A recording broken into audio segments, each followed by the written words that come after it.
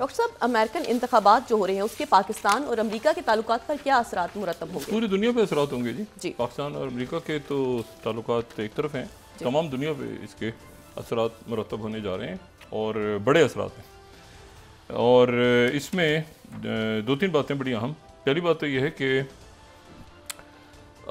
मुकम्मल तौर पे यानी बड़े वाइड मार्जिन के साथ अगर हम देखें तो जो हतमी नताइज हैं उसमें 275 की जो मैजिक फिगर थी उससे ऊपर चले गए। और डोनाल्ड ट्रंप जो है उन्होंने रात को कोई मेरे ख्याल से मकामी वक्त था उनका कोई 1:24 या 22-23 पे वो फॉक्स ने ऐलान कर दिया, फॉक्स न्यूज़ से ऐलान हुआ और उसके बाद जो है वो एक हंगामा बपा हुआ हर तरफ। और फिर उसके बाद जो है वो उनकी जो पार्टी वहाँ मौजूद थी, जो टीम थी उनकी, वो टीम मौजूद थी और उसने जोश व खरोश का इजहार किया डोनाल्ड ट्रंप। उसके बाद जो है वो फिर वो जो एग्जीबिशन हॉल है वहाँ पर उसमें वो आ गए और उनके साथ जो है वो मेलंका जो थी वो भी थी और मेलंका भी थी और साथ उनके जो है वो उनके बच्चे भी थे, फैमिली मेम्बर्स भी थे साथ।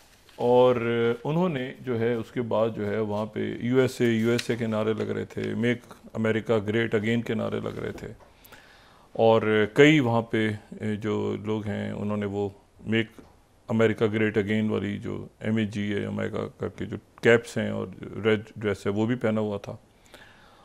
और खिलाफ तवक्को यानी जैसे तवक्को थी कि डोनाल्ड ट्रंप साहब को बहुत अग्रेसिव तकरीर करेंगे, तो वो अग्रेसिव तकरीर उनकी नहीं थी, बल्कि बड़ी नपे तले उन्होंने अल्फाज में बड़े तरीके के साथ उन्होंने जो है वो खिताब किया। और उन्होंने JD वेंस की भी तारीफ़ की, वो भी आए जो उनके नायब सदर हैं साथ उनके। उन्होंने अपनी अहलिया की मेलंका की तारीफ़ की, उनकी किताब की भी तारीफ़ की, उनकी किताब अभी आई है। और इलॉन मस्क की ख़ास तौर पे उन्होंने तारीफ़ की और उन्होंने कहा कि वो मैं देख रहा था टीवी पे और फिर 45 मिनट तक मैंने फ़ोन साइड पे रख दिया, वो जो रॉकेट अंदर वापस जा रहा था और ये सिर्फ इलॉन मस्क ही ये काम कर सकते हैं सारा। तो उनकी जो तकरीर थी वो बड़ी मध्यम और बड़े तरीके उन्होंने बड़े कोई ऐसी उसमें गुफ्तगू नहीं थी जिससे कहा जाए कि वो डोनाल्ड ट्रंप ऐसे मौके एग्रेशन के साथ नहीं। अब ये किस वक्त ऐलान करती हैं इसमें जो कैमला हैरिस हैं और कैमला ये इस पे तो अब एक तारीख़ लिखी जाएगी। अभी तो लोग ट्रंप की तरफ चले गए हैं ना, लेकिन ये इसके ऊपर एक पूरी किताबें लिखी जाएंगी, इसके ऊपर एक डिस्कशंस होंगे, सब कुछ होगा कि कैमला हैरिस क्यों हार गई। इसको कोई डिस्कस नहीं कर रहा कि कैमला हैरिस पे क्या गुजरी।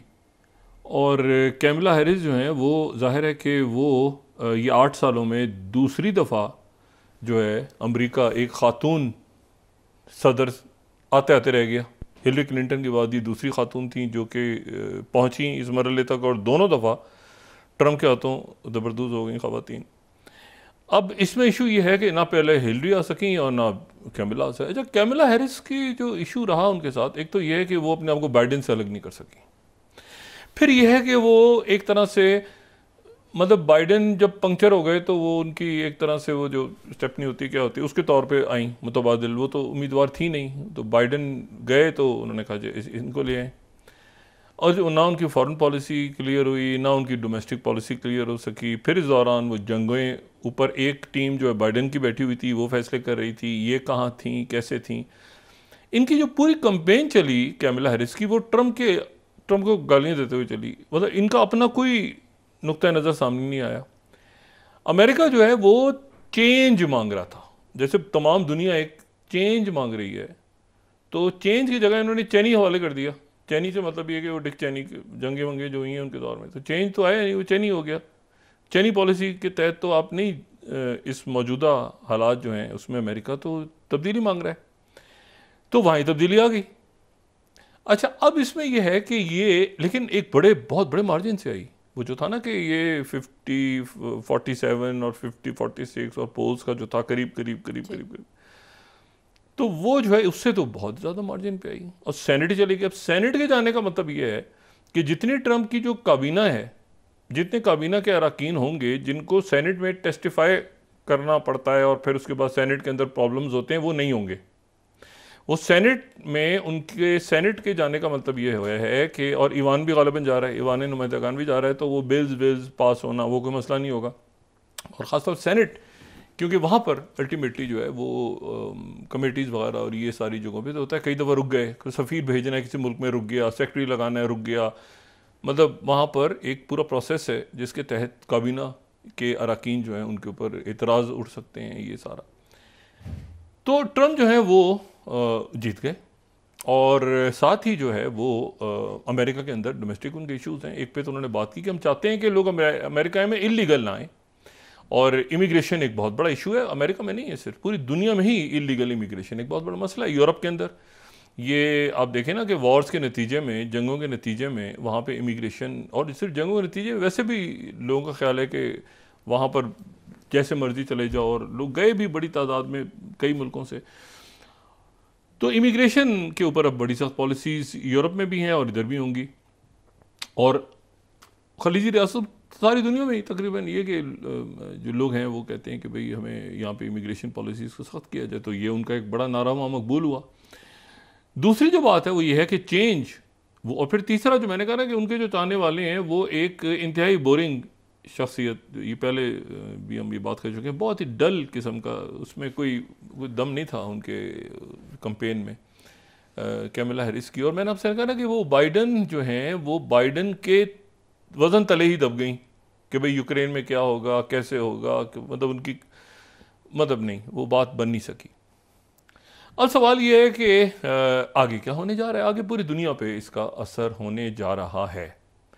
शुरू हम करते हैं, अच्छा पहले तो ये है कि मुमकिन वहाँ पर जाहिर है कि प्रेसिडेंट ट्रम्प जो हैं, पाकिस्तान पे उन क्या असर होगा, बिल्कुल असर होगा, हर मुल्क पे होगा। हर मुल्क के अंदरूनी और जो बाहर के मामलात हैं उस पर अमेरिका के अंदर इतनी बड़ी पॉलिसी शिफ्ट है ना, मुकम्मल पॉलिसी शिफ्ट है। ये ऐसा नहीं है कि जी वो बाइडन के बाद कैमला हैरिस आ गई या कोई आप समझें कि कोई जो है वो मतलब बुश और ओबामा के आने में कोई बड़ा फ़र्क नहीं था, उसी तरह से मामला चलते रहे। लेकिन यहाँ पर तो बड़ा पॉलिसी शिफ्ट है, ये ट्रम्प है, ये सिंपली जो है कोई रिपब्लिकन नहीं है बल्कि ये डोनाल्ड ट्रम्प है। और ये इनके साथ रिपब्लिकन्स ने भी गद्दारी की थी। गद्दारी से मुराद ये धोखा दिया था इनको, ये धोखा समझते हैं, गद्दारी समझते हैं, उसको जो भी समझें, क्योंकि जो इलेक्टोरल कॉलेज का जो ऐलान होता है, ये बात पहले भी कह चुके हैं हम और दोबारा मैं दोहरा रहा हूँ इस बात को कि इलेक्टोरल कॉलेज जब बैठता है और जो शिकस्त और फतह का ऐलान होता है वो नायब सदर का ज़िम्मा होता है। यानी अगर कैमला हैरिस हार गई हैं या जीत गई हैं तो वो उस इजलास को, क्योंकि जो नायब सदर है वो सेनेट का प्रेसिडेंट है, तो एज अ प्रेसिडेंट सेनेट वो ऐलान करता है कि अगला सदर कौन है, सरकारी उसका ऐलान होता है और फिर सर्टिफिकेशन होती है। तो कैमला हैरिस जो है, अब सवाल ये कि वो ऐलान करेंगी खुद कि ये जो है ना, ये पे दर पे दो बड़े अनहोने वाक़यात हो रहे हैं अमरीकी तारीख में भी, और ये देखने वाले मनाजिर होंगे कि कैमला हैरिस खुद ऐलान करेंगी कि मैं हार गई हूँ और ट्रम्प जीत गए। और पहले 2020 में, दिसंबर 2020 में ट्रम्प के जो नायब सदर थे वो उनको धोखा दे गए थे, और उनका नाम था माइक पेंस, वो भी रिपब्लिकन थे। तो माइक पेंस जो हैं उन्होंने ये कहा था, बल्कि उनकी बाद में किताब भी आई और बाद में उन्होंने टेस्टिफाई भी किया जब ज्यूरी के सामने और कांग्रेस और बाकी हाउस कमेटीज़ वगैरह में, उन्होंने डोनाल्ड ट्रम्प के अगेंस्ट टेस्टिफाई किया। तो जो वो ज़ाहिर है रिपब्लिकन थे, उन्होंने ये कहा कि जी मैं ट्रम्प के साथ नहीं खड़ा हो रहा बल्कि मैं अमेरिकन कॉन्स्टिट्यूशन के साथ खड़ा हो रहा हूँ। तो उन्होंने, इनके नायब सदर ने वो चेयर किया और वहाँ पे ऐलान कर दिया कि बाइडन जो है वो अगले सदर होंगे। यानी तो ट्रम्प उस बात को नहीं भूले कभी भी। अच्छा, वो जो माइक पेंस हैं वो, उनका ख्याल ये था, बाद में जब उन्होंने किताब भी लिखी और ज़ाहिर उन्होंने कहा मैं ट्रम्प के साथ नहीं हूँ, मैं अमेरिकन कॉन्स्टिट्यूशन के साथ हूँ और ये ट्रांसफ़र ऑफ पावर ऐसे होनी चाहिए, ऐसे होनी चाहिए, ये वो सारे, तो वो ज़रा थोड़ा सा करीब चले गए बाइडन के या डेमोक्रेट्स के, वो चहीते हो गए। जैसे हमारे यहाँ भी होता है ना फॉरवर्ड ब्लॉक बन गया तो उसके खिलाफ बयान दिया, तो दूसरे पार्टी जो होती वो कहती वो चलाती रहती थी। तो उन्होंने खूब माइक पेंस को तारीफें और ये देखो क्या ज़बरदस्त आदमी है, और हालांकि वो रिपब्लिकन, लेकिन चूंकि ट्रंप का साथ उन्होंने नहीं दिया और ऐलान कर दिया तो वो उनके चहीते ज़्यादा हो गए और वो मज़े से वो एक फॉरवर्ड ब्लॉक समझ लें आप रिपब्लिकन का, जो भी समझें, फॉरवर्ड ब्लॉक तो नहीं लेकिन एज अ पर्सन वो उस तरफ चले गए। कुछ जो हैं वो ट्रंप के लॉयलिस्ट रहे थ्रू आउट, वो पक्के इनके साथ खड़े रहे। अच्छा, यानी आप समझ लें कि वहाँ पर भी कोई नून में से शीन या पेट्रियट टाइप की चीज़ या कोई एपीपी टाइप चीज़ निकल आई थी वहाँ पर भी रिपब्लिकन्स के अंदर से, क्योंकि माइक उनके नायब सदर छोड़ के चले गए ना, ये बहुत खौफनाक मामला हुआ था। अब मसला ये है कि जो अब कैमला हैरिस, फिर वही सूरत हाल है कैमला हैरिस के लिए। उस वक्त माइक पेंस के लिए हालात थे, अब कैमला हैरिस के लिए। तो एक तो ये नुकता हो गया। दूसरी बात यह है कि टीम जो है वो कौन सी होगी, यानी वो तो टीम अब अपनी गई ना, फारिग हो गई। अब तो वो ब्लिंकन और ये और वो और सारा, अब तो वो किस्सा ही नहीं रहा ना कि कैमला हैरिस लेकर आएंगी और ये होगा। अब तो दुनिया भर के लोगों ने मुबारकबाद भी दे दी। चाइना की तरफ से बात आई कि हम किसी के साथ भी, जो भी अमेरिका में आएगा, चाइना को खास फर्क नहीं पड़ता सवाए इसके कि चाइना पे टैरिफ बढ़ जाएंगे और वो गालिबन बढ़ेंगे।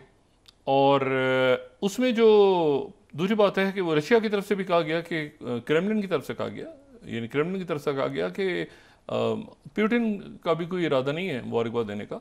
उसकी वजह यह है कि अमेरिका तो हमारे एक दुश्मन मुल्क है और अभी हमारे सामने लड़ रहा है, खड़ा हुआ है। अच्छा, पाकिस्तान पे इसका असर होगा।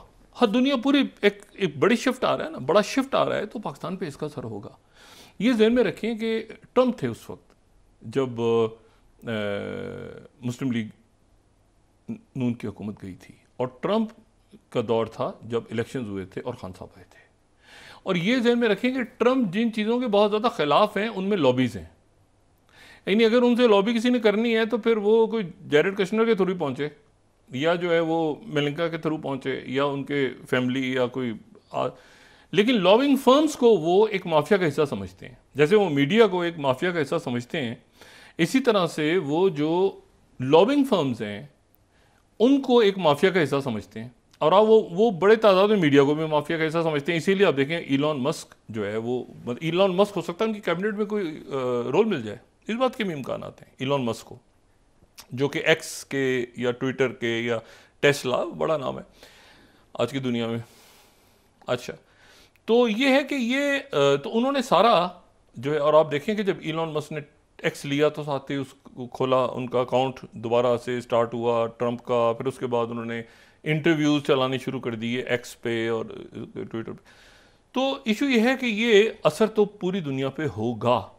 अच्छा, अब क्या असर होगा इस तरह से देख लेते हैं। पाकिस्तान में भी बाद में आता हूँ। ये ध्यान में रखें कि उस वक्त जो है ना, अगर हमारे मुल्क में असर होता है, लॉबिंग फर्म्स तभी हायर होती हैं ना, पॉलिटिकल पार्टियां और लॉबिंग फर्म्स हायर करती हैं। सारी पॉलिटिकल पार्टियां भी हायर करती हैं, लॉबिस्ट भी हायर करते हैं। जो बड़ी पॉलिटिकल पार्टियां हैं वो तो प्रॉपर लॉबिस्ट हायर करते हैं लॉबिंग के लिए।